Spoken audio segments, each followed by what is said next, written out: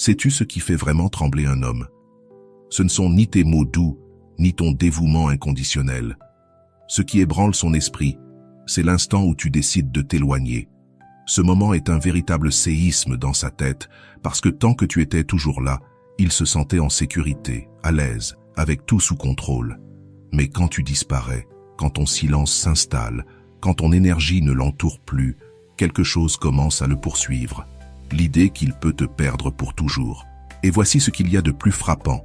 Ce qu'un homme pense lorsqu'une femme s'éloigne n'est pas ce que tu imagines.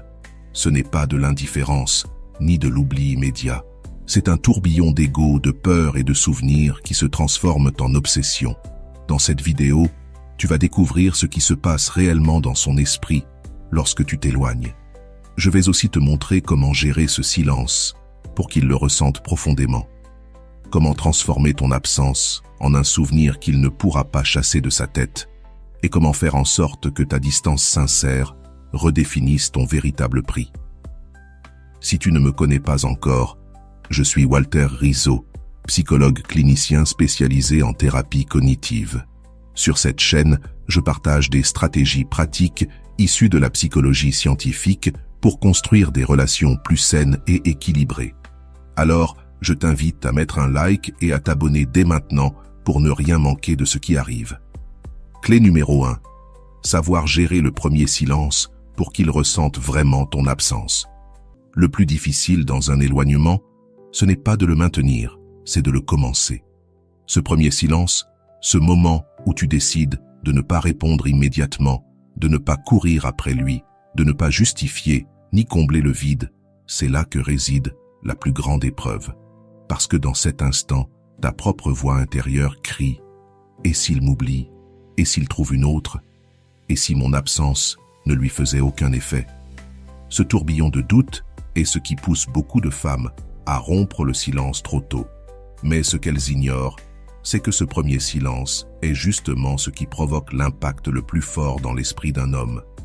Quand un homme perçoit ton vrai silence, pas celui de quelques heures, pas un caprice passager, mais celui qui naît de ta décision intérieure de te prioriser, alors quelque chose s'active en lui. C'est comme si son cerveau recevait un signal d'alarme, la certitude que son contrôle sur ton attention n'est plus absolu. La neuropsychologie nous enseigne que le cerveau réagit avec plus d'intensité face à une perte qu'à un gain. Ce qui est retiré déclenche de l'anxiété, et l'anxiété se transforme toujours en obsession. C'est pourquoi, lorsque tu retires ton énergie consciemment, tu ne perds rien. Tu crées une dissonance cognitive dans son esprit. Au début, lorsqu'il constate que tu ne réponds pas, il croit que c'est un détail. Elle est sûrement occupée, elle finira par me répondre. Mais quand les heures passent et que le silence persiste, la narration change. C'est étrange, elle était toujours là. Que se passe-t-il? Et si tu parviens à maintenir ce silence au-delà de l'impulsion de courir vers lui, une troisième étape surgit. Pourquoi ne me cherche-t-elle plus? Est-ce qu'elle a changé? Est-ce qu'elle me lâche vraiment? Ce processus mental n'est pas déclenché par ta présence, mais par ton absence. Et c'est là toute la puissance. Si tu cèdes lors de ce premier silence, si tu reviens parler comme si de rien n'était, tu détruis l'impact, parce qu'il comprendra que ton silence n'était pas réel, qu'il n'était qu'une tentative de manipulation. Mais si tu le maintiens, même si ton cœur tremble, même si l'anxiété t'étouffe, même si ta tête répète que tu le perds, alors il commence à ressentir la véritable signification de ton absence. Et je te le répète avec force, ce n'est pas un jeu, c'est un acte psychologique d'auto-affirmation. Ton silence n'est pas là pour le punir, il est là pour soigner ta dépendance émotionnelle. Ton silence n'est pas pour qu'il souffre, mais pour que toi, tu apprennes à te tenir debout par toi-même. Ce silence, si tu le fais depuis l'authenticité, provoque un changement dans sa structure de pensée. Il l'oblige à reconsidérer ce qu'il pense de toi, ce qu'il ressent pour toi et ce qu'il est prêt à offrir. En psychologie cognitive, le silence est un symbole de vide. Et ce vide n'est pas une absence, c'est un espace de possibilité. Ton silence crée un trou que son esprit ne supporte pas. Tant que tu étais disponible, il n'avait pas besoin de t'imaginer. Mais dès que tu disparais, son cerveau se met à combler ce vide par des souvenirs, des images, des questions.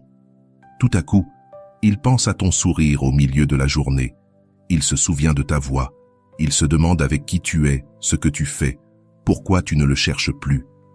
Ton silence devient un miroir où il se projette lui-même. Et c'est ici que réside le secret. Ce qui n'est pas présent devient plus vivant dans l'imagination. Ce qui n'est pas confirmé se magnifie. Voilà pourquoi savoir gérer ce premier silence est crucial. Ce silence ne doit pas naître de la peur, mais du respect de toi-même. Avant de te taire, définis ton intention. Ne te tais pas pour manipuler, mais pour retrouver ton centre. Si ton silence vient d'un ego blessé, il le sentira. Mais si ton silence vient d'une estime saine, il le percevra comme de la force. Utilise ce temps pour toi. Lis, marche, fais de l'exercice, appelle une amie, reprends un projet. Le silence envers lui doit se transformer en bruit de vie en toi. Et surtout, ne justifie pas ton silence par des excuses. Quand tu reparleras, ta seule sérénité sera ta plus grande preuve. Souviens-toi, chaque minute où tu maintiens ton centre, tu éduques non seulement lui, mais toi-même. Tu entraînes ton esprit à ne pas dépendre. Ce premier silence, quand tu le gères avec dignité, c'est comme planter une graine dans son esprit. Elle ne se voit pas au début, mais avec le temps elle grandit, jusqu'au moment où il ne peut plus l'ignorer. Il a besoin de te chercher, besoin de sentir à nouveau ce qu'il a perdu. Mais la vraie victoire, ce n'est pas qu'il revienne.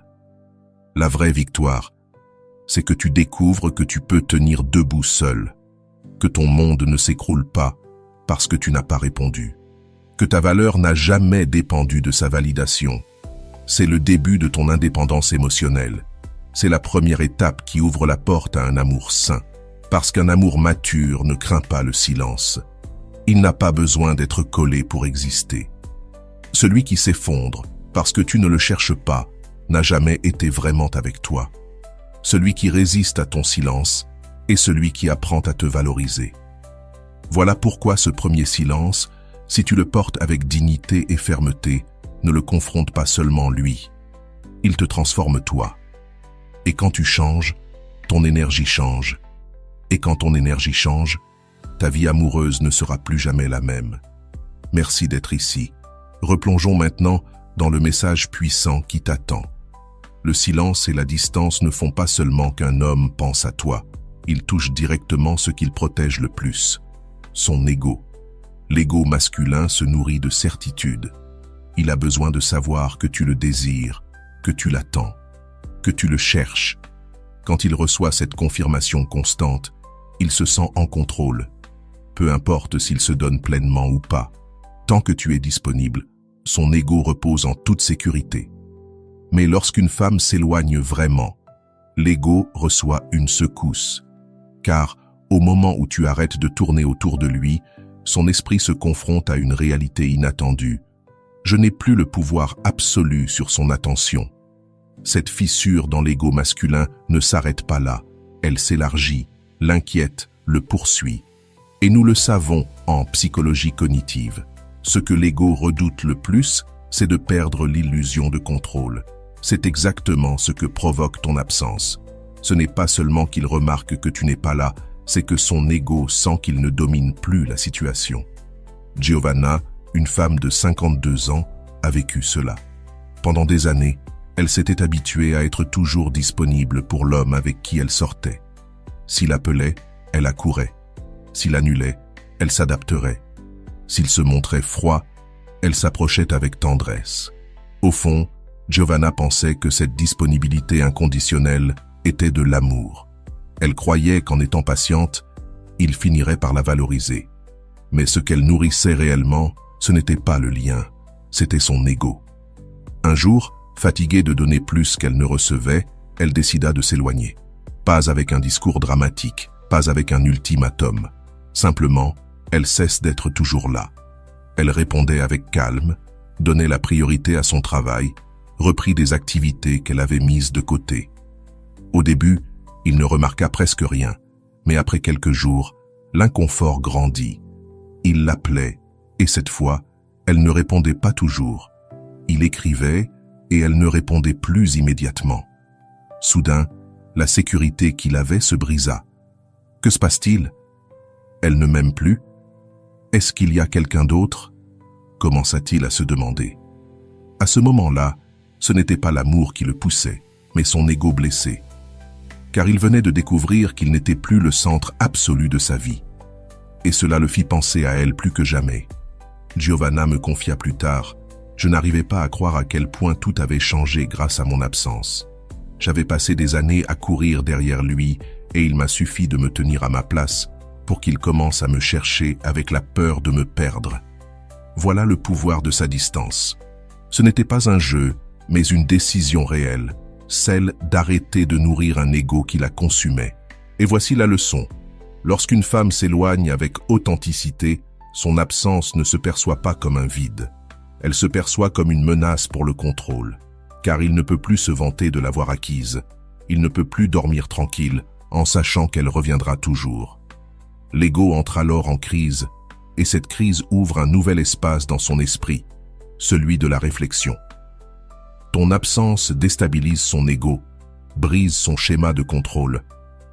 Il est habitué à ce que ton énergie le confirme. Quand tu ne le fais plus, il se retrouve face à un vide qu'il ne sait pas gérer.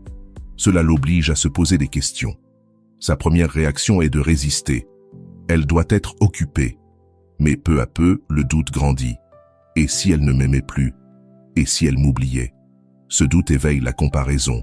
L'ego se demande, si elle n'est pas avec moi, où est-elle? Avec qui? Pourquoi n'a-t-elle plus besoin de moi comme avant? Ce simple raisonnement est un coup direct à son orgueil. Il le confronte à l'idée de perdre ce qu'il croyait acquis. La dynamique du pouvoir change. Pour la première fois, ce n'est plus lui qui décide quand parler, quand revenir, quand donner de l'affection. Désormais, c'est ton énergie qui impose le rythme. Mais comment maintenir cette absence pour qu'elle confronte l'ego sans se diluer? La clé est de le faire de façon réelle, pas feinte. Si ton absence n'est qu'un jeu de quelques heures, son ego ne l'aperçoit pas comme une menace. En revanche, si ton énergie se retire vraiment parce que tu es concentré sur toi, parce que tu ne réponds plus avec la même immédiateté, alors l'impact est total. Quand il te cherchera, garde ta sérénité. Ne tombe pas dans les explications interminables ou les drames. Réponds avec calme. La sérénité est le langage de l'amour-propre. Ton absence a de la force parce que tu es pleine de vie, non parce que tu attends qu'il réagisse. L'ego fait la différence. Si ton silence cache de l'anxiété, il le sent. Si ton silence est une paix authentique, il est désorienté. Et voici ce qu'il y a de plus révélateur. L'homme qui ne cherchait qu'à nourrir son ego se désespère de ton absence, mais il ne peut pas te garder s'il n'est pas prêt à s'engager. En revanche, l'homme qui ressent vraiment quelque chose se rend compte de son erreur. Il comprend qu'il a pris ta présence pour acquise et commence à bouger pour ne pas te perdre. Ton absence ne confronte pas seulement son ego, elle agit comme un filtre. Elle sépare celui qui te voulait par confort de celui qui peut t'aimer réellement. Voilà pourquoi ce qui désarme le plus un homme, ce ne sont ni tes paroles, ni tes promesses, ni même tes caresses.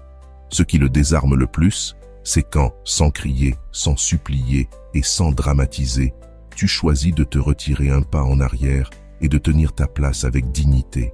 C'est à ce moment-là que son ego tremble. C'est là que son esprit commence à se répéter sans cesse la même question. Et si je la perds? Et crois-moi, c'est le début du changement. Non pas parce que tu l'as puni, mais parce que ton absence l'a forcé à voir ta valeur d'une manière qu'il ne pouvait plus ignorer.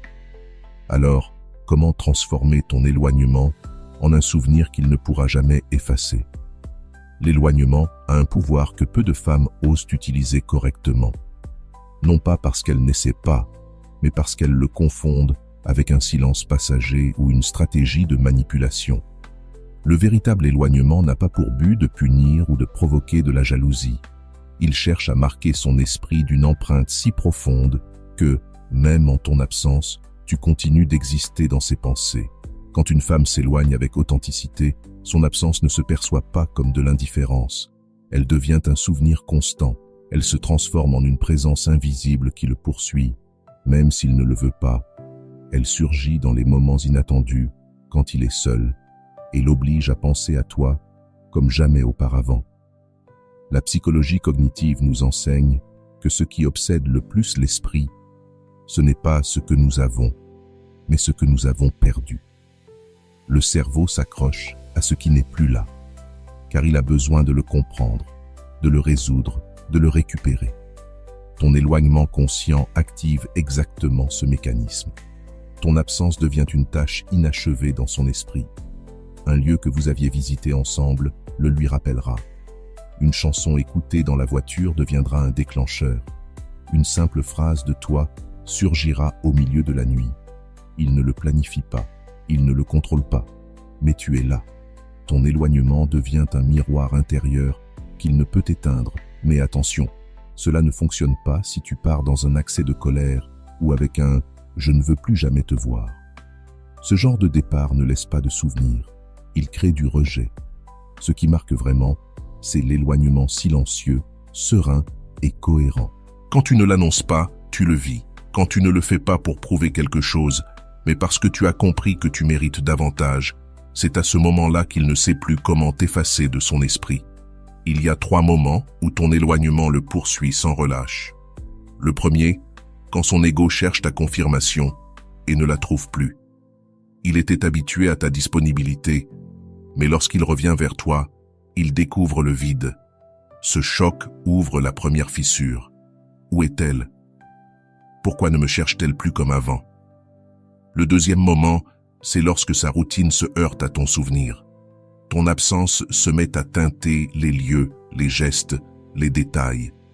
Tout ce que vous avez partagé devient déclencheur de mémoire. Et plus il essaie d'ignorer cela, plus cela s'intensifie. Il tente de combler ce vide avec d'autres personnes, des distractions, des conversations. Mais rien ne fonctionne. Car ton éloignement n'a pas seulement laissé une absence, il a laissé une empreinte émotionnelle. Et une empreinte émotionnelle, ça ne se remplace pas facilement. Le troisième moment, le plus puissant, c'est lorsque ton éloignement devient un vide actif. Ce n'est pas un silence mort, c'est un espace chargé d'énergie. C'est comme une bougie que tu as soufflée dans la réalité, mais dont la lumière continue à briller dans son esprit. Ce que tu appelles « partir » devient en réalité une autre forme de présence. Tu n'es plus là physiquement, mais psychologiquement. Ton image se renforce, s'intensifie, se multiplie dans sa mémoire. Alors, comment faire pour que ton éloignement soit inoubliable? La clé est simple. Pars dans la dignité, pas dans la colère. Si tu pars en criant, ce qu'il retiendra, c'est ta colère. Si tu pars dans le calme, ce qu'il retiendra, c'est ta force. Ne remplis pas le vide avec des explications inutiles. Ton éloignement parle déjà pour toi. Plus tu justifies, plus tu réduis son impact. Le mystère est ce qui l'obsède. Reste cohérente. Si un jour tu t'éloignes, puis que le lendemain tu reviens comme si de rien n'était, tu détruis l'effet. Le souvenir a besoin de constance pour devenir obsession. Ce qui le marque le plus, ce n'est pas seulement que tu ne sois plus avec lui, mais que tu sois maintenant beaucoup plus avec toi. Plus tu es occupé par ton propre monde, plus il souffre de ne plus être au centre du tien. Car n'oublie pas, on se souvient toujours plus intensément de ce que l'on a perdu que de ce que l'on a toujours eu. Ce que tu représentes quand tu t'éloignes, c'est une marque invisible dans sa mémoire. Peu importe combien il essaie de se distraire, ton absence devient un écho qu'il ne peut pas faire taire. Et le plus révélateur, c'est que cet écho ne le poursuit pas parce que tu le cherches, mais justement parce que tu ne le fais plus. L'esprit masculin peut supporter ta présence, mais il sait rarement gérer ton absence. Il peut s'habituer à ce que tu sois là, mais quand tu te retires avec fermeté, tu le confrontes à la possibilité de perdre quelque chose de précieux. Et la peur de perdre est toujours plus forte que la satisfaction d'avoir. C'est à cet instant précis que ton éloignement cesse d'être une simple distance pour devenir un souvenir addictif. Un souvenir qui le réveille la nuit, qui le dérange le jour, qui l'oblige à se demander sans cesse « Pourquoi n'est-elle plus là? Qu'est-ce qui s'est passé? Pourquoi ai-je l'impression de la désirer encore plus maintenant que quand je l'avais ?» Voilà le véritable pouvoir de l'indépendance émotionnelle.